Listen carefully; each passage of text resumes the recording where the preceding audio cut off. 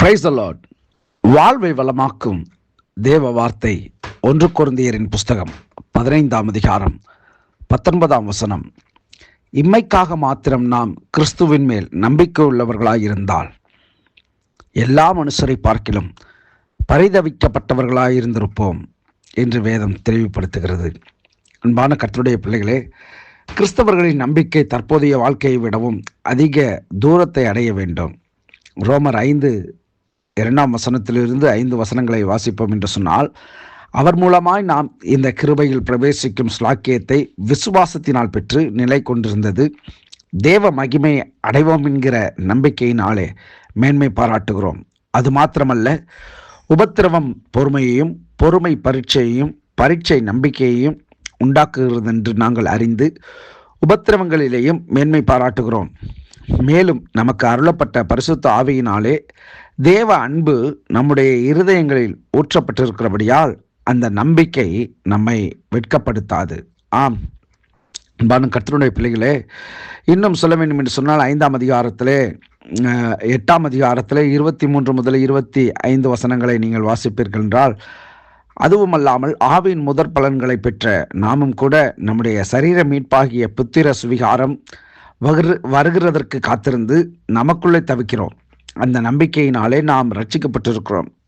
காணப்படுகிறதை நம்புகிறது நம்பிக்கை அல்ல. ஒருவன் தான் காண்கிறதை நம்ப வேண்டுவதென்ன?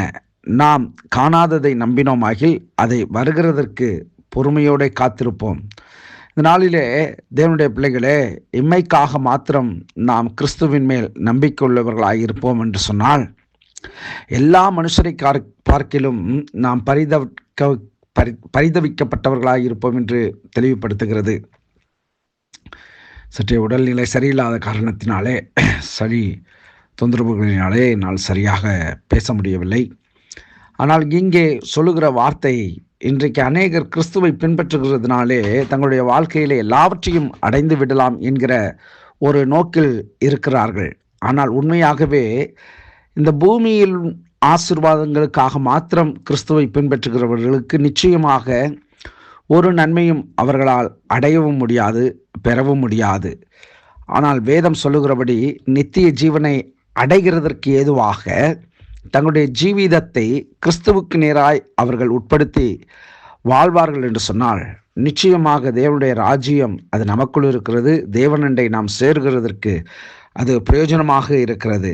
ஆனால் இந்த நாளிலே நான் உண்மையாக கிறிஸ்துவை பின்பற்றுகிறேன் என்று சொல்லியும் இந்த பூமிக்குரியவைகளின் மேல் நோக்கமாய் இருக்கிறவர்கள் கிறிஸ்துவனுடைய நாட்களிலே கிறிஸ்துவை மறுதலிக்கிறவர்களாக கூட மாறிப்போவார்கள். எப்படி எனில், தங்களுடைய ஜீவிதத்திலே ஒரு பொருளாதார பற்றாக்குறை, குறைவுகள் காணப்படுகிற வேளையிலே கிறிஸ்து எனக்கு என்ன செய்தார் என்கிற அவிசுவாசமான வார்த்தைகளை அவர்களால் பேச முடியும். அதனால் தான் சொல்லப்பட்டிருக்கிறது, எல்லா மனுஷரை பார்க்கிலும் பரிதவிக்கப்பட்டவர்களாய் இருப்போம் என்று சொல்லி. அப்படி என்றால், கிறிஸ்துவை அறிந்தும் கிறிஸ்துவுடன் நடந்தும் கூட சில நேரங்களிலே தங்களுடைய வாழ்க்கையிலே நடக்காத காரியங்களை எண்ணி அவர்கள் தங்களுடைய ஜீவிதத்தை அழித்து கொண்டிருக்கிறவர்களாய் இருக்கிறார்கள். ஆகவே இந்த நாளிலே கர்த்தருடைய பிள்ளைகளே, உங்கள் வாழ்க்கையிலே நாம் கிறிஸ்துவுக்கு மாதிரிகளாய் இருந்து நாம் செயல்படுவோம், செபிப்போம். நல்ல தகப்பனே, உடைய வார்த்தையின் மூலியமாக எங்களோடு நீர் இடைப்படுகிறதற்காய் நன்றி.